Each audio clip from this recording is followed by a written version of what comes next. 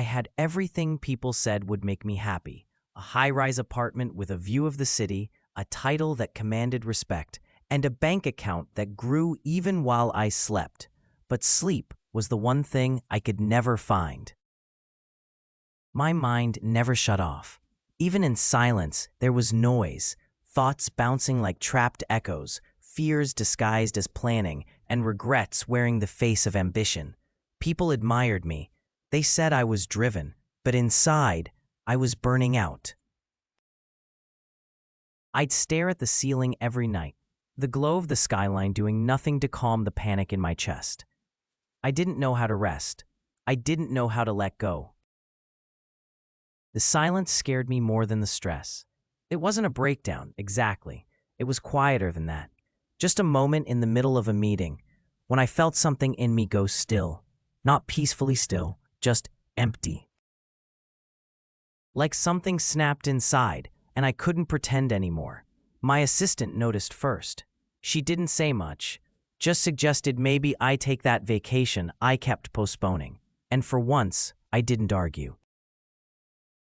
I ended up in a small town near the mountains, far from cell service and late-night emails. I brought my laptop anyway, like a child bringing a flashlight into a dream. I thought I'd be restless. But strangely, I felt something pull me to walk. Just walk. No music, no phone, no schedule. That's when I saw him. An old man was sweeping the porch of a worn-down wooden house, tucked into the trees like it had grown there. It didn't glance at me, just continued sweeping as if brushing the air itself. Something about him felt different. Not spiritual, not mystical, just quiet, entirely unbothered. I kept walking. But I thought about him all night. The next day I returned. He was there again, this time sitting on a bench, eyes closed, breathing like the world was in no rush. I don't know why, but I asked, "What are you doing?" He opened one eye, studied me, then smiled slightly. "Emptying my mind," he said. I laughed nervously. "How do you even do that?" He patted the bench beside him.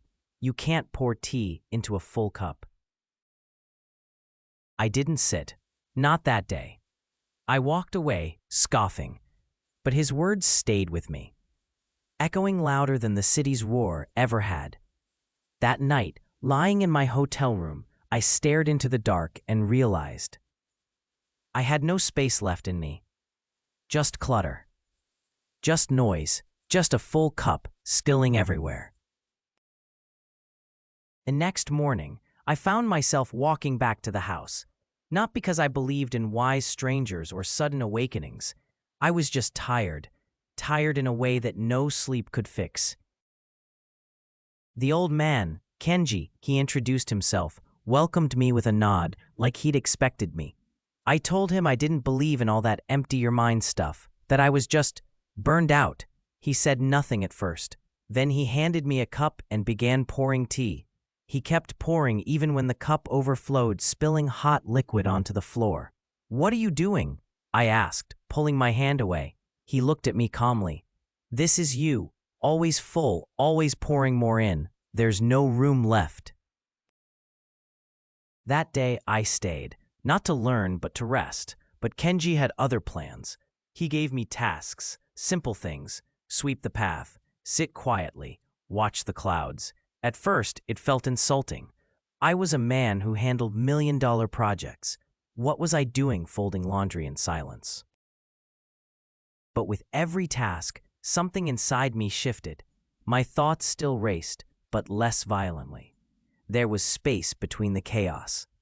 One afternoon, Kenji asked me to sit with him and breathe. Just breathe. Not fix anything, not solve, just observe. I wanted to scream. My mind screamed for stimulation, for purpose. But slowly, something else emerged: stillness. Beneath the noise, I heard it, like a lake settling after a storm. Days passed. I didn't count them. My phone stayed off. I wrote nothing. I planned nothing. Instead, I noticed the sound of wind in leaves, the warmth of tea, the way silence could feel like a balm rather than a threat. Kenji never lectured. He only reflected. And in that quiet, I saw myself more clearly than I ever had in any boardroom mirror. On my last day, I asked him how he'd learned all this. He looked at me, eyes soft but steady. I used to be like you, busy, important, lost, until one day I sat down and didn't get up until I found something deeper than thinking. And I realized emptiness is not the absence of value. It's the space where value is born. I nodded. This time, I understood. Back in the city, I didn't make a dramatic exit. I simply stopped pretending. I stepped down from my role, not because I was broken, but because I was whole. Now, I teach in small rooms, not about business, but about stillness, about creating space in a world that worships noise. Sometimes, people ask why I left it all behind. I tell them I didn't leave. I arrived. Finally. Because the moment I emptied my mind, I found myself. If this story made you pause, even for a moment to think about what truly matters, then maybe like me, you're ready to stop chasing and start living. If it touched you, feel free to like, share your thoughts in the comments, and subscribe for more stories that help us grow together.